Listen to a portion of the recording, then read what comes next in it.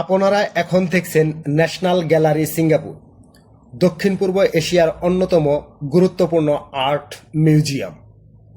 এটি 2015 সালের 24শে নভেম্বর আনুষ্ঠানিকভাবে উদ্বোধন করা হয়। এই গ্যালারিটি তৈরি হয়েছে দুটি ঐতিহাসিক ভবনকে সংযুক্ত করে। সিঙ্গাপুরের সাবেক সুপ্রিম কোর্ট বিল্ডিং এবং সিটি হল।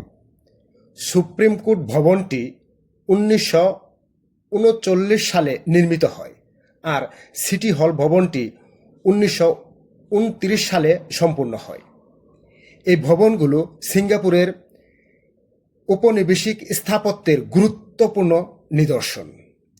এখানে রয়েছে 8,000-এরও বেশি শিল্পকর্ম সংগ্রহ, যা 19বিংশ শতাব্দী থেকে শুরু করে বর্তমান সময় পর্যন্ত সিঙ্গাপুর ও দক্ষিণ পূর্ব এশিয়ার শিল্প ঐতিহ্যকে তুলে ধরে। গ্যালারির অন্যতম প্রধান প্রদর্শনী হল ডিবিএস সিঙ্গাপুর গ্যালারি এবং ইউবি এশিয়া গ্যালারি। এই গ্যালারিগুলোতে Singapore, Indonesia, Malaysia, Thailand, Philippines সহ বিভিন্ন দেশের শিল্পীদের কাজ প্রদর্শিত হয়। এই ভবনের ভেতরে সংরক্ষিত আছে ঐতিহাসিক আদালত কক্ষ ও প্রধান বিচারপতির চেম্বার, যা দর্শনার্থীদের জন্য উন্মুক্ত রাখা হয়েছে।